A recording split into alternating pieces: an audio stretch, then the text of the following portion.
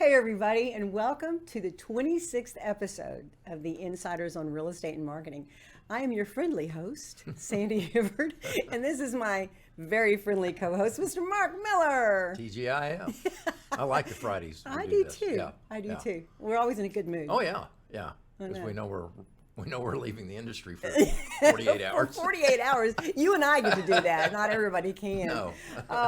Mark is the president over at Secured Title of Texas. That is our wonderful sponsor now for the second year in a row. So we're really, really proud to have them be a part of the Insiders. And so if you need a new title home, you want to talk to Mark, check out securedtitleoftexas.com. There you go. Today we're just going to have, I liked what you said, a fireside chat. Yeah. We didn't have a guest in because we got some things we need to talk about. And that is things happening and changing and challenging the closing situations in this market right now. Mark's going to talk about things like that, and I'm going to give you some really good tips on questions I've received on Instagram, streamlining your videos, and how to get your name up in the search on Google, which is a big question. So we'll get back to that here in a few minutes, but I just wanted to check in with Mark and see how has your month been. Good. Yeah. You told me you've been so busy. Yeah, a little bit more activity, I think, this month than last month, which, realistically, we're moving towards spring selling, so it's still the inventory Spring challenge. officially is Monday, I know. So order count is lifted a little bit. We're having a good closing month. Main thing I'm working on is our commercial business has been so beneficial to us that I went ahead and expanded and took another, on the second floor, I took another space, and I'm moving our commercial team up to 2 so I can make room for more residential escrow officers on our first floor, and I extended our lease. Fabulous. There as well. We've been there for 7 years. I love that location, Parker and the Tollway. Mm-hmm. Easy in Great and out. office place you've got. Yeah, we've got a really nice space. So anyway, we got that secured away. So we've got all the frenzy of painting and carpet and all that stuff. Thankfully, no build out because it's a perfect space of that. Done. It's done. And this moment in time in the business side, of where we've probably been as an industry in the last 90 days, I've probably never been more thankful to have commercial. I was just going to say in our mix because the residential inventory has certainly been challenged. I think transactionally, all title companies would admit. we were just talking about that. that they're down. Tell them about the Collin County meeting. Well, I'm really interesting. I'm chair of the strategic planning committee for the Collin County Association of Realtors, and we had a breakout session yesterday. Marvin. Marvin Jolly. Yeah, he led a leadership on leadership, and he was actually fabulous. And then Mike Brody rolled in and talked about serving and that level. I mean, it was a really nice session. But Mary Lighty, who's the chief executive, pointed out to us that there are now 10,000 members of the Collin County Association of Realtors, and you factor that into let's just say 20% are affiliates, and that could be the broad category of that, then that means about 8,000 licensed realtors are in the marketplace with an inventory that is not even close to being able to support. Competing for what? Yeah. 1,000 homes. So I bet you are happy for commercial then. Absolutely. So, and to that point too, probably what you'll talk about, I mean, how do you, if you're one of those 8,000, how do you brand yourself, distinguish yourself? What's your strategy? Because if you're rolling out of real estate school and then think it's just going to be a cakewalk, it's not. You better be aggressive. Yeah. And I know we're going to talk about this more, but just segueing into the challenges that you're seeing in title, and the challenges that I see in marketing for these agents who are vying for such little inventory. Right. You got to be aggressive. Oh, you have to be. And you've got to build a relationship. Yeah.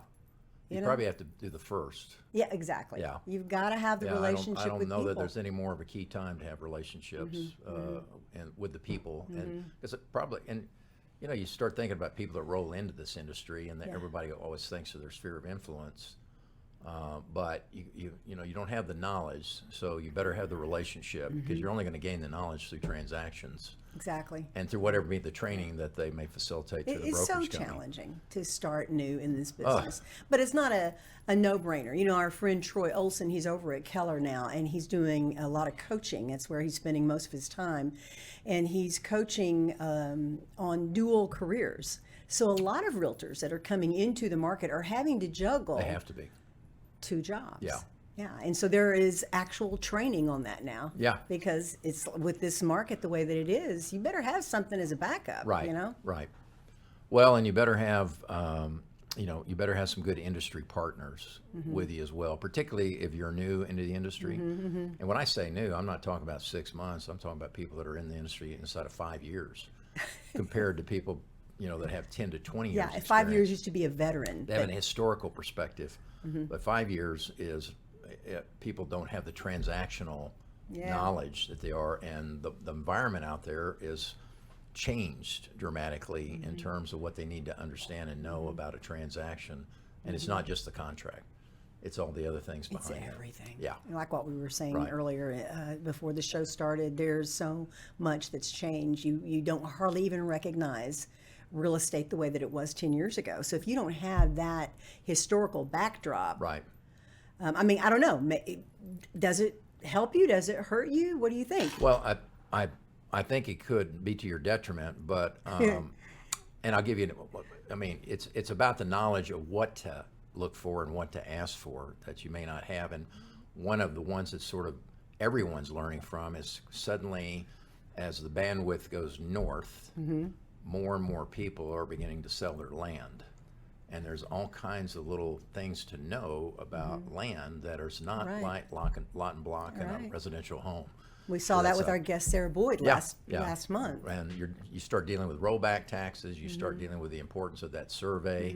What could potentially have happened since they've owned that land that would impact the use of that land. And if you're new in the business and you don't have a reputable, solid title partner, and a title partner who's going to give you attention, who's going to take the time to help you and explain to you no matter what the price point is on the deal, you're going to be SOL. You've got to have help on that side. And I think they think too much about the title company after the contract sign, and they're not thinking about, as they're the ones that are going to begin to become knowledgeable by certain things a seller says in a process of listing that are flags. And if they're not cognizant of what those flags could mean, then it can disrupt the entire transaction. Well, let's jump into that. Sure. I know you have got pages of And information. I'll also share with you, and we've talked about it before, is the nature of the industry as it relates to fraud. Now, not fraud within our industry, but the people that we deal with. Okay. Wire fraud has obviously been a huge part. You have to be very careful on that side. But we just had literally a transaction in which, thankfully, one of our escrow assistants picked up on, and it was a identity theft that was resulting of the people that gotten hold of the identity were trying to sell the property of the owner without obviously his knowledge, and they're not being entitled, and they went under contract as the seller. Whoa. And we were proceeding down the lane, but a red flag popped, and that is that the seller wanted a specific notary to notarize his documents. And Jana in our office, who's awesome, said, hey, kind of red flag, and she stopped the press. So normally you require that it's done here? Yeah, no, that would be an unusual request. Yeah, I agree. It wouldn't be unusual to ask for a notary. It'd be unusual to ask for this specific notary. Okay. And so what the discovery was is that they had stolen their identity and they had their license, and this was the second attempt. And so they made reference to another title company, and we called that title company, and they had no reference to the file. Wow. So we quickly determined this is a fraudulent deal. Yeah. And we That's some ballsy people. woo, and we shut it down. And Did they catch them? Well, I mean, you caught them in the we caught them in that act, part. You know, they're probably out of state would be my guess. But the next step that we do is we alert the FBI. So then you're out of it from We there. take it in and let the crime side move in on them, and hopefully stop them. Wow. So, and then we immediately, what we do is we alerted our underwriters that we represent, and then they immediately put out bulletins on that particular property with that name. And if this name pops up under contract, call underwriting, which basically is an alert saying don't close this deal. So now we So kind it of was now your we throw a web up. underwriter who was savvy enough to put 2 and 2 together and go, notary, this kind of notary located Well, in this this place. was actually in the escrow team. So it was an escrow Yeah. team at And then- your office. Yes, and then we collaborated through with Carrie as our general counsel. Yeah. And then, because then you have to start deciphering and determining how you communicate, because you got to Right. be careful. Yeah. And Don't then wanna we, be- just as a obligation, we alerted our underwriters who want to know that, because that's going to be a fraudulent transaction. And so the end result was we got it shut down and no losses, and earnest money returned back to the buyer. And the guy's house didn't get sold out from underneath him, and literally. yeah, seller still owns his property. I mean, but that's kind of the crazy stuff that we're Unbelievable. seeing out there right now. So, but I mentioned rollback taxes. Another thing that I think should be very aware of is you have a lot of sales that are taking place where the party that's selling has a senior homestead designation. And so therefore they're getting, a discount, we'll call it that, on their taxes. And now they're selling it to a party. Can we stop for just a Yeah. second and talk 1 minute about that? Right. So what is a senior discount? Well, when you hit 65, which is the only reason I celebrated, Because you got this distinction. You get this basically kind of a cap on certain levels of your taxes as a senior citizen, if you will. So you're not paying So school you're not taxes you're not necessarily exactly, anymore. and so you're getting an additional exemption against whatever the valuation of the property is, which is therefore reducing your taxes, or at least stabilizing where they're not going to continue to be increased. Is this something that's federal or Yes, just Texas? well, it's Texas. So I wonder if my mother could take advantage of that. Well, she's in Oklahoma, right? Yeah, I'm not sure what the exemption laws are there. It happens automatically in Texas. So when you hit 65, you don't have to go fill out another form. Okay. Your taxes are just going to change. They're going to change. They'll recognize it senior homestead exemption. Now, you then sell that property, and the new party comes in that's buying it, and they're not senior. That exemption has to be changed. Right. If it's not, and the deal closes, and then they trip the recognition of that, then taxes are going to increase, and there's going to be taxes due Taxes from that owed. transaction. Okay. All right. So So thank that's- you for that explanation, Yeah. because I was not aware of Yeah. that, but I've often wondered. Yeah. It So seemed notification, and any title company that closes always have a final sheet that kind of basically says these are the responsibilities. Tax prorations are one of those pieces where you say you signed off on this. It's between buyer and seller. I mean, that could make a difference in thousands of dollars Sure it being could. owed going Yeah. into a home. Yeah, and it can end up being a post-closing issue. And one of the things I try to focus on from our service standpoint, I don't want to have a post-closing issue. Because Right. that means I've got to go back to parties, and that's going to impact the relationship we have of our referring source, and it's going to upset those people that were in the transaction. So you really have to keep a more keen eye on taxes, because we get a tax certificate when we set our order up, and you can see and read through that, and you see senior homestead exemption, you get an idea of this party, notify, say, hey, just want to make sure this designation is going to need to change to that side. So that's another thing that we run Wow. across. And then Again, being forensic. yeah, and then the Forensic? forensic, and then and then just surveys in Yeah, general. Not as much in the residential, but now again, I'm pointing back toward the land side and the rural side. Is that there's so many nuances, and it's to that point. So and- getting a new survey? yes, well, With a sale? not necessarily have to get a new survey, but get hold of the old survey on the listing of that land. Okay. So that we can do a review of it, and then again, forensic, find out from your seller, has anything changed? Has the tollway extended? Did they give certain rights? Any of those things would have an impact to the survey and would require a new survey. And a new survey in a land deal can be quite expensive. Oh, I bet. And the timelines could be fairly long to get a land survey done as well. I was just going to say, that's part of that title process. Correct. That we're always having to wait on. Right. Yeah. Yeah. So So anyhow, those are just that's just a few of the things that happen along the way. And we typically don't get into that swim lane until we get the contract in. And I would love for it to be that people would be calling us in Proactive. advance and probably at the listing saying, can you go ahead and run title on this, and let's see if there's anything we need to be aware of, and get a copy of the Do survey. you have agents that do that are really on top of that? Only kind of about thing? 10% of Yeah. who we deal with. Yeah. They're so focused in the consummation of the contract that they're not focused at the first part of the conversation.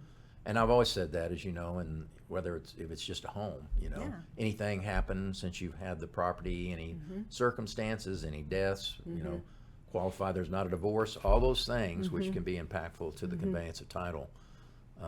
The more we know up front, the better we can diagnose the situation and then say, set your timing in the contract to the following things, because it's going to take us 30, 60, or 90 days to resolve the title-related problem to that side. So anyhow, There's it's just so much. There's a lot. Is every state like this? Well, Is title a thing? This is a really silly question, I know, for me to ask, but is title a thing across the country? yes. Okay. There's just a significant difference in the way a property is insured across the country, and Texas is extremely unique in that side.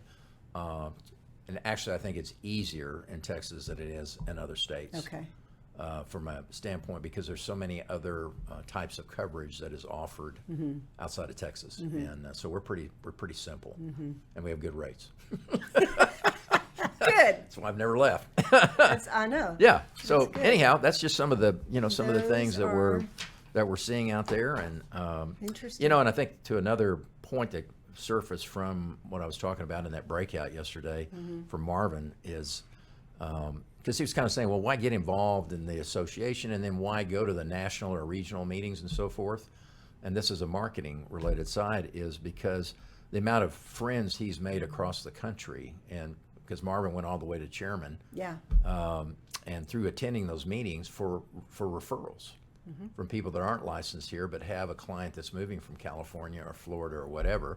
So that's A. And B, he's always put a big emphasis on, when we talked about relationship, not just the relationship of the people you're trying to get the opportunity to represent them to buy or sell, but in the relationship between this realtor and this realtor. So if Marvin's in there with 30 other realtors trying to go, and he knows the agent that has the listing, then that communication is going to be a trusting communication, and he's probably going to, that individual is probably going to decipher, he knows his stuff, and I know that if who he presents, we're probably going to get to the closing table.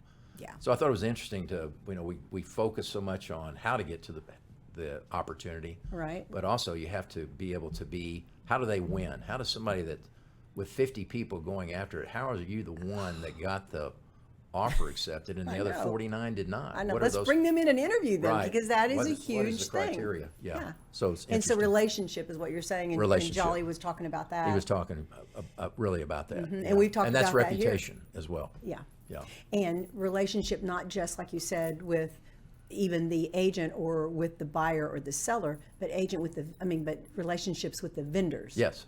So you've got people you can call to get things done and get them done efficiently because they're pros. Right. Yeah, I love that. Yeah, and even you got to the survey thing, as I was pointing out, all of a sudden somebody's like, oh my gosh, we got to have a survey. Who do we turn to? They don't know who. Yeah. We know Yeah. the Rolodex of those that can get it done and get the best pricing. So we're trying to help control those costs, but get it done efficiently so they can meet their closing targets in their contracts. Well, So- I don't know anything about the details like that of buying a house except through osmosis of marketing for the last 20 years in the real estate industry, but I'm the typical consumer. I don't know about all this Right. stuff. So I'm going to have to rely completely on that person who represents me. Right. And I've often said this too, that what's going to make me choose that person is the relationship that I feel like I have with them. I'm not going to just go online. I'm not. Right. And pick someone out of the hat to buy a house. I'm going to find someone that either I know or has presented themselves as an influencer in this area that knows Dallas, that knows Texas. All those things are so important. Oh, absolutely. Yeah. Yeah. And so that brings us to the marketing side of it. Some of the questions that I have been getting from my clients that are trying to market themselves, to build relationship, online, is that's a hard job. It's not easy. When you look at social media from the standpoint of playing and networking and going and scrolling up and down at night and talking to people, that's the fun part of it. But if you look at social media as a marketing vehicle, it's as scientific as it gets. Mm-hmm. And so a lot of these clients of mine, these realtors, these business owners, are, there's a lot of things that they have to try to do for themselves, because to just own it all off to somebody else is quite taxing, and right. costs a lot of money to right. do that. So a few questions that I wanted to cover today on the marketing side. Probably the number one question that I get from clients: how do I get more engagement? Period.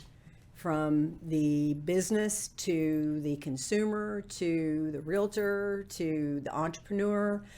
You've got a Facebook page, you've got a business Instagram page, you've got all these things, and they're just sitting out there. They're not getting any engagement. And that, folks, is the reality of it. And that is the hardest job we have as marketers, is to increase engagement organically.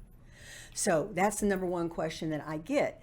Some of the things that we can do to increase engagement, and I've always said this, is engagement equals engagement.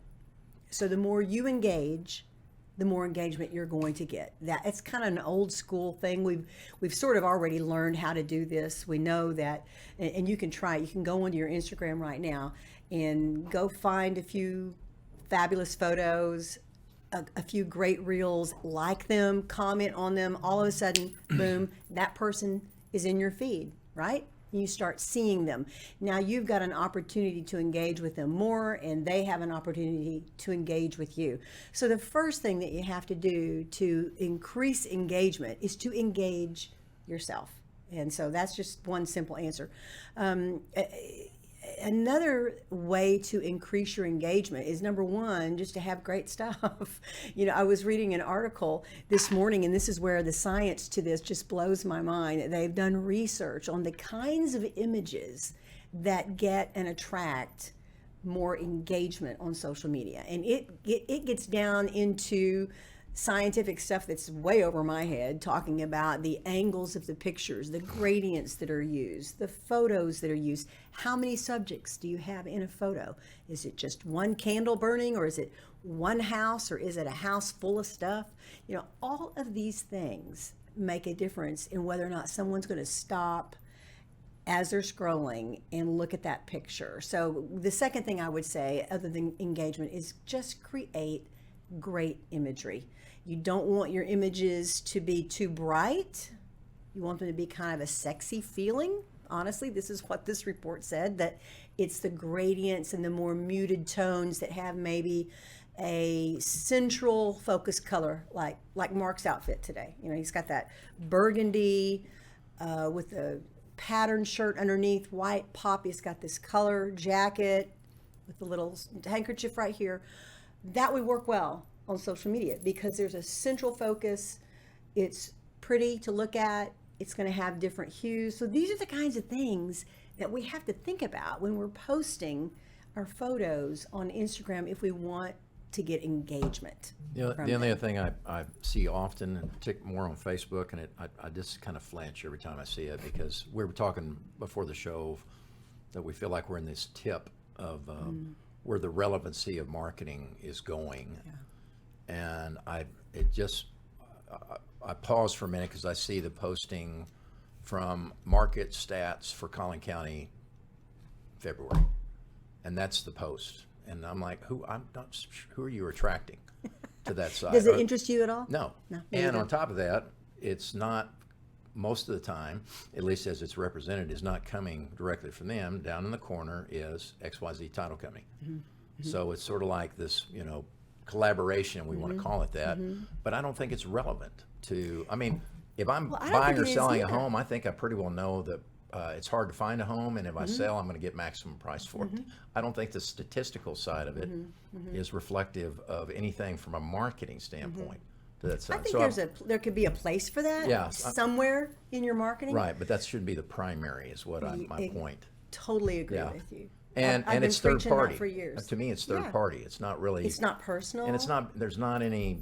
And the other thing, if I did post that, then I would have a commentary about what I thought about that. I mean, I would bring forth some kind of level of expertise to support the document that I posted. And agree. I see that a lot. I do too. Yeah. Yeah. It's funny because you can get into a routine of just getting posts out there. And so for the sake of getting something out there today, you just throw up a flash card or a placard that has no meaning, no human meaning to it. And this is what the report that I'm referring to was talking about on imagery, that it is that personalized kind of post that shares something that evokes emotion from me. And then the caption should always be something that is informing me about that. And I've even had clients that have said, no, I don't want, a long caption at all. And I'm like, whoa. You want a caption that's relevant to the image, no matter how long it is. It might be a quote. It might just be 2 sentences that make sense, that reaches out and touches and I'd read me. a quote. Yeah. But don't just forsake the educational part of your post because you think it's social media and nobody reads it. That's just not true anymore. People do read those, and they are important, and they're important for SEO, which we'll get to here in just a second. So we could talk about engagement. We could have a whole hour about engagement. So I would just say, make sure your stuff is fabulous, and make sure you're engaging with other people. Second question I get a lot is, I'm posting videos and I'm making my posts, but I want them to go to Instagram and I want them to go to Facebook, but it's taking me so long to go to both. How can I make it easier for myself? And so there are ways that you can do that by setting up your business account that's linked to your Facebook account. And this is Social Media Marketing 101. Your Facebook and Instagram can link together. They're owned by the same empire. And so you set it up properly so that when you make a post on your Instagram, you can share it straight to your Facebook. And boom, it's done. And this can happen with your reels and your stories and your posts. So anything that you're doing on Instagram can easily get over to Facebook if you've got your tools in hand.